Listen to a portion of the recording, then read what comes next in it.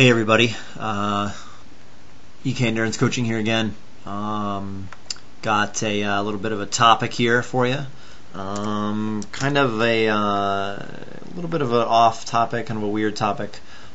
Just a little discussion on pacing yourself in an extremely dynamic sport that is cycling. My write-up on the website of things is it's a little bit longer than the other ones we've done. You may find it a little bit sporadic. I kind of had to rush through some of my thoughts on this, so I hope they're not too kind of sporadic for you. But definitely read them over. It's worth a read. There are a few things on there that especially the more beginner cyclist might not realize or find themselves doing. Find themselves doing that you might not want to do.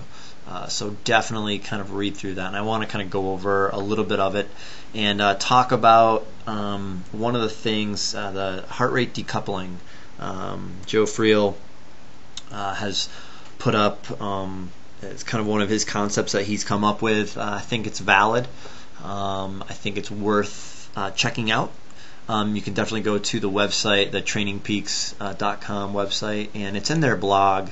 I believe if you look up heart rate decoupling, you should be able to find the article on it. I will try to put a link to that up on my website so you can read and look at the calculation.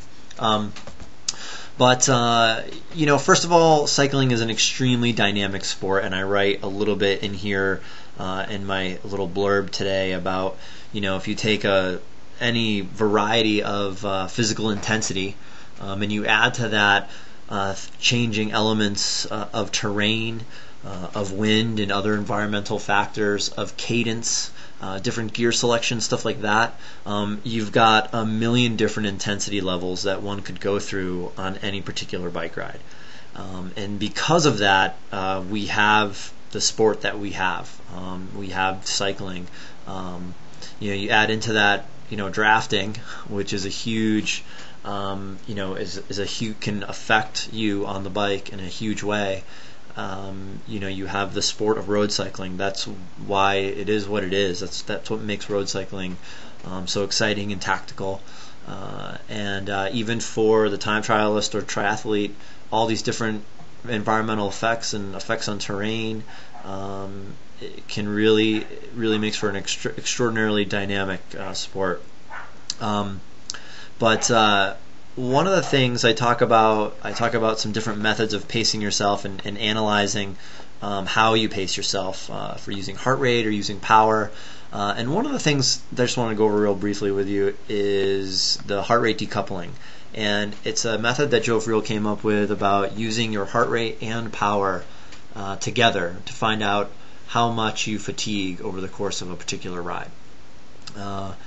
The concept is that if you ride at the same power output, steady, for an entire ride, the longer you ride for, the more drift you're going to get of that heart rate. The higher your heart rate will go up, the harder it will become to do that power output, because if you do it long enough, because of fatigue, dehydration, fuel consumption, carbohydrate consumption in your muscles, all those other kinds of things. So, you might think that riding at 150 watts is easy, but if you ride at 150 watts for 5 hours, it starts to get harder, obviously.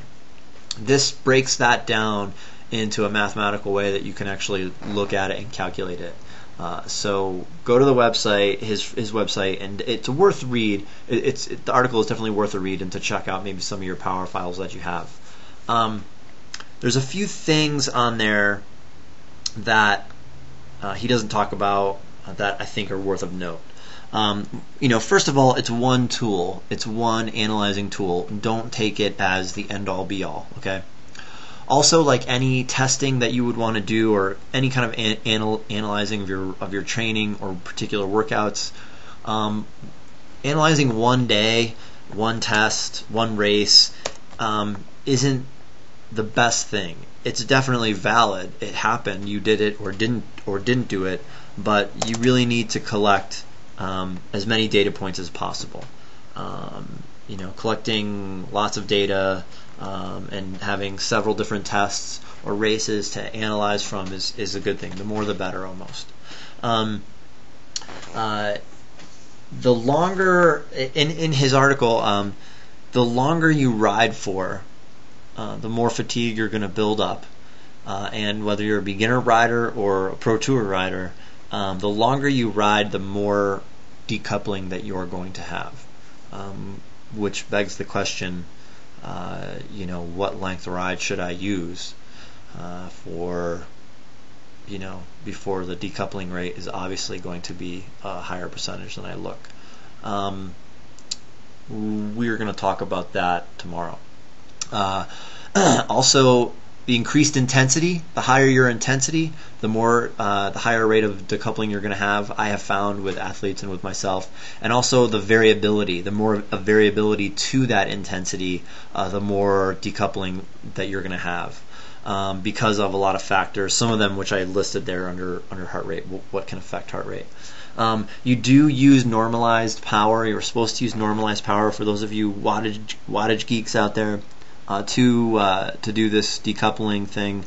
However, I have found that despite using normalized power, if you have a higher rate of variability in your power, if you're doing a race or a group ride where your power is all over the place, you have really high variability index, then the more heart rate decoupling that you can have. So again, it's just a tool. It's worth a look, but again, it's not. This isn't written in stone just because you went out one day and had a decoupling rate higher than Joe Friel thinks a fit cyclist should have. So use it a couple of times, take some data points and a couple of different rides, and I find that the best ride to do those in is kind of a zone 2 ride, a lower intensity ride that is definitely over 70 minutes. Obviously you want it to be kind of a longer duration ride. And steady. Even though we're going to use normalized power, make it a steady ride if you can. Physical exertion wise, perceived exertion wise, and power output wise, hopefully. So what we're going to be talking about, gang, we're going to go through all the different intensities this week. This is going to be a big training week as far as 30 Days to Better Cycling goes. We're going to go through all the different zones, type of workouts to use for those zones, and when you want to do them, when you don't want to do them, some rules of thumb, and the group ride discussion is also coming up very soon as well. So stay tuned. Hope you had a good weekend, everybody. Ride safe, and we'll be checking in with you again tomorrow.